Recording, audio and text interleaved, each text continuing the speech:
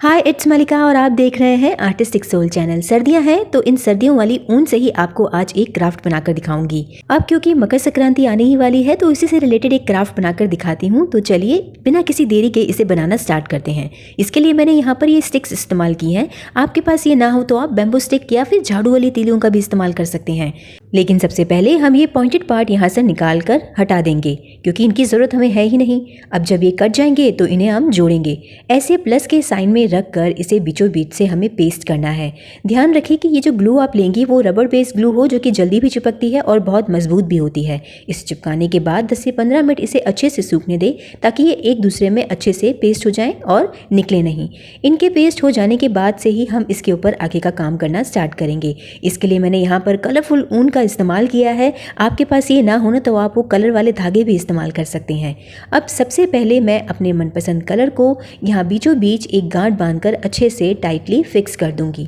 ये ज़रूरी है क्योंकि हम जब इसकी स्टार्टिंग कर रहे हैं तो इसमें ज़्यादा ग्लू का इस्तेमाल नहीं होगा। बस इन तीलियों पर ही बांधकर हम इस धागे को इससे एक क्राफ्ट बनाएंगे। तो ध्यान रखिए कि ये बीच वाली जो गांठ है ना बहुत अच्छे से टाइटली पैक कीजिएगा। अब इन दोनों तीलियों को आपस में फिक्स करने के लिए एक बार और हम यहाँ धागे पर अच्छे से इसे लपेटेंगे। आगे पीछे दोनों तरफ से इसे लपेट कर टाइटली यहाँ पर फिक्स कर लेना है।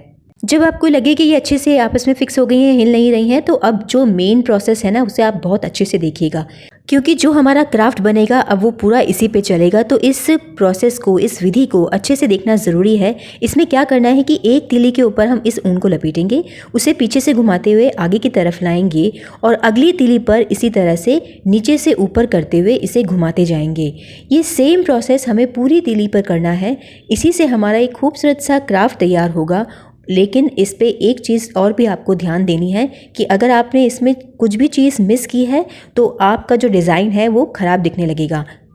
इसलिए शुरुआत से ही इसे अच्छे से करें। चाहे तो सबसे पहले किसी अलग से रफ़ चीज़ पर इसे करके देख लें या जैसे आप प्रैक्टिस करते हैं वैसे ही करके देख लें। और इसमें एक चीज़ और ध्यान देने वाली बात यह है कि आपको इसको ज़्यादा टाइटली पैक नहीं करना है। उसका रीज़न क्या है वो इसके बनने के बाद मैं आपको दिखाऊंगी। एक बार बीच में मिस्टेक भी हुई थी, वो भी आपके साथ शेयर करूंगी कि आपको ऐसा नहीं करना है। बस एक तीली में घुमाते हुए पीछे से आगे की तीली में ले जाओ और फिर से इसे पीछे की तरफ से घुमाते हुए अगली तीली पर ले जाओ। ये प्रोसेस चलता जाएगा और इस तरह से एक डिज़ाइन बनेगा। आप यहाँ क्लियरली देख पा रहे हैं कि हमें इसी तरह से इसके ऊपर ये डिज़ाइन बनाना है। मैंने इन स्टिक पर इस ग्रीन ऊन से 15 बार राउंड लिए हैं। आप साइज़ के अकॉर्डिंग देख सकते हैं कि आपको बड़ा या छोटा डिज़ाइन देखना है, उसके अकॉर्डिंग आप इसे बना सकते हैं। आप शुरुआत में पहले इसे देख लीजिए और जब आप खुद बनाएंगे ना तो अपने हिसाब से ऊन का इस्तेमाल करें और अपने हिसाब से साइजेस भी रखें।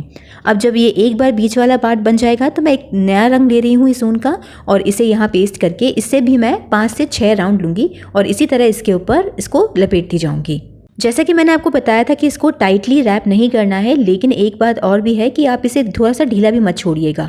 ये थोड़ा सा ठीक ठाक सा इसके ऊपर टाइट होना चाहिए, ज़्यादा ना तो लूज़ हो और ना ही ज़्यादा टाइट हो, जिससे कि ये एकदम प्लेन सरफेस रहे, एकदम फ्लैट रहे। ज़्यादा ढीला छोड़ने पर डिज़ाइन बिगड़ जाएगा और ज़्यादा टाइट करने पर ये थोड़ा सा कर्वी हो जाएगा, जो कि आप अभी आगे वीडियो में देखेंगे। उसका एग्जाम्पल मैंने आपको दिखाने के लिए रखा है तो आप वो देख पाएंगे। इस पिंक धागे से मैंने इसके ऊपर 8 से 10 राउंड बना दिए हैं, इसे कट किया है और यहीं पे इसे पेस्ट भी कर दिया है। अब दोबारा से ग्रीन कलर का राउंड लूँगी और वो राउंड जो होंगे वो ज़्यादा लेंगे। तो इस तरह से आपको ये करना है। आप अलग अलग कलर का इस्तेमाल करके इसे बना सकते हैं। कलर कॉम्बिनेशन जो भी हो आप उसका इस्तेमाल यहाँ पर कर सकते हैं, लेकिन प्रोसेस सेम रहेगा। एक चीज़ और भी है कि मैंने यहाँ पर इस क्राफ्ट को बनाने के लिए 2 स्टिक का इस्तेमाल किया है। इस तरह के क्राफ्ट को बनाने के लिए 4, 3, 6 और बहुत सारी संख्याओं में भी स्टिक का इस्तेमाल किया जा सकता है। बस फ़र्क ये आता है कि जब हम 2 स्टिक से इस क्राफ्ट को बनाते हैं तो ये बहुत ही सिंपल रहता है, लेकिन जब हम इसमें संख्याएँ बढ़ा देते हैं तीलियों की या स्टिक्स की तो ये जो है थोड़ा सा कॉम्प्लिकेटेड हो जाता है।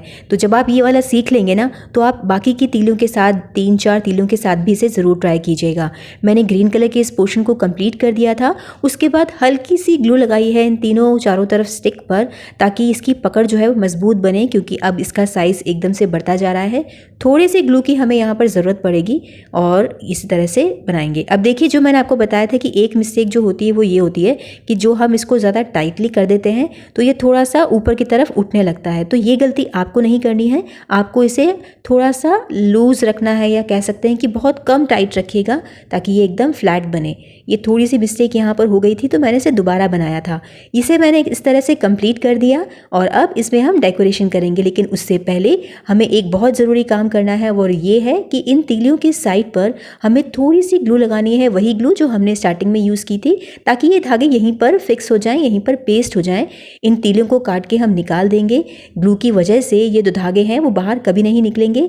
इनफैक्ट ये ग्लू जो होती है वो थोड़ी वाटरप्रूफ है, तो अगर ये पानी में भी भीग जाए ना तो ये ख़राब नहीं होंगे।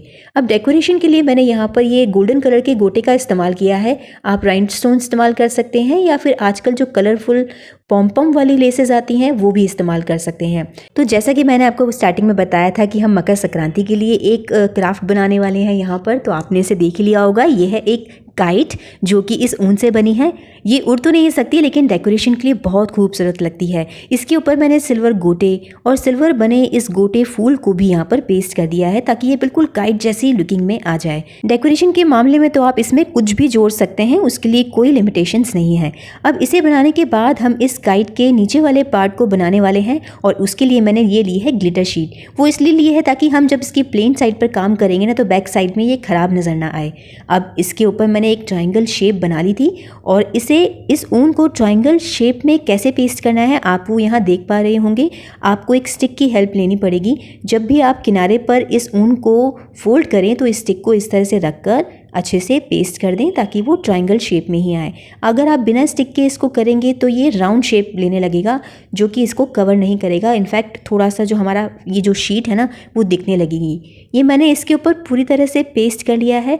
अब चिपकाने के बाद और 2 मिनट इसे ड्राई होने के बाद इसकी हम कटिंग कर लेंगे। इसकी जो शेप है उसमें थोड़ी सी फिनिशिंग दे देंगे। अगर आप मेरे वीडियोस रेगुलर देखते हैं तो आपको याद होगा शायद कि लास्ट ईयर भी हमने मकर संक्रांति के लिए बहुत ही खूबसूरत क्राफ्ट बनाए थे। लेकिन अगर आपने आज ही मेरा पहली बार ये वीडियो देखा है और वो आप क्राफ्ट देखना चाहते हैं लास्ट ईयर वाला, तो आप जस्ट मेरे चैनल पे जाइए, वहाँ पर आपको वो क्राफ्ट देखने को मिल जाएगा। उसे भी आप बना सकते हैं और इस बार मकर संक्रांति पे डेकोरेशन में यूज़ कर सकते हैं। अब इसके बाद मैं एक टेसल्स बना रही हूँ, एक क्विक टेसल्स आपको बता के दिखा रही हूँ। वैसे तो इसका डिटेल वीडियो मैं अपने ऑलरेडी चैनल पर डाल चुकी हूँ। आप अगर डिटेल में देखना चाहें तो उसे पीछे जाके वीडियो में देख लीजिएगा, या इसका लिंक जो है मैं डिस्क्रिप्शन में डाल दूँगी। जो भी आज क्राफ्ट इसमें इस्तेमाल हुए या मटेरियल इस्तेमाल हुआ है उसे आप डिस्क्रिप्शन बॉक्स में जाकर ज़रूर देख लीजिएगा। अगर आपको कोई भी कन्फ्यूजन है तो आप वहाँ से जाकर उसे चेक कर सकते हैं। ये टेसल मैंने यहाँ बना ली है। इसके बाद हम इस काइट के नीचे वाले पार्ट पर इस टेसल को पहले चिपकाएंगे। उसके बाद जो हमने ट्रायंगल शेप काटी है ना उसे यहाँ पर पेस्ट करना है। यहाँ साइज़ का थोड़ा सा ध्यान रख लीजिएगा क्योंकि जो हमने ट्रायंगल कट किया है इसे बिल्कुल ही नीचे बॉटम पार्ट पेस्ट नहीं करना है, बल्कि थोड़ा सा ऊपर चढ़ा दीजिएगा ताकि इसकी पकड़ मजबूत बन सके और ये बाद में निकले नहीं, क्योंकि टेसल का भी थोड़ा सा वेट तो होगा ही सही। अगर आप उसे बिल्कुल नीचे नीचे चिपकाएंगे तो वो निकल सकता है बाद में, इसलिए अच्छे से पेस्ट करें। इस पर भी एक गोटा फूल लगा दें और जो आपको डेकोरेशंस पसंद हो आप उसका इस्तेमाल यहाँ कर लीजिए। अब सबसे लास्ट का काम है इसे हैंग करना है, तो कुछ ना कुछ तो लगाना होगा। तो इस क्राफ्ट से मैचिंग ही मैं एक गोल्डन गोटा ले रही हूँ और इस काइट में थोड़े से और रंग भरने के लिए मैं यहाँ पर कलरफुल पॉम को पेस्ट कर दूंगी। वैसे तो आप इसके पीछे हुक भी लगा सकते हैं या कोई फेस्टिवल बोर्ड हो तो इसमें असली मालाएं भी लगा सकते हैं और इसे हैंग करके डेकोरेट कर सकते हैं। तो लीजिए बनकर तैयार हो गए हमारे मकर संक्रांति के लिए खूबसूरत सी पतंगे जो कि डेकोरेशन में बहुत प्यारी लगेंगी। भले ये उड़ ना सके लेकिन सबको आकर्षित जरूर करेंगी। तो इस वीडियो को खत्म करने के बाद आपके लिए एक काम है, जल्दी से बताइए कि इस तरह के डेकोरेशन को आप किस किस फेस्टिवल पर यूज कर सकते हैं। जो भी आइडिया आए जल्दी से कमेंट कर दीजिए और ये वीडियो पसंद आया है ना तो लाइक शेयर जरूर कर दीजिएगा। चैनल पे नए हैं तो सब्सक्राइब कर दीजिएगा। ऐसे ही खूबसूरत और अमेजिंग क्राफ्ट आइडिया हर संडे को ठीक 2 बजे आपके साथ शेयर करती रहूंगी, ऐसा मेरा वादा है। अगले संडे को ठीक 2 बजे फिर से मिलेंगे। तब तक के लिए stay safe, stay healthy and keep crafting and thank you so much for watching this video.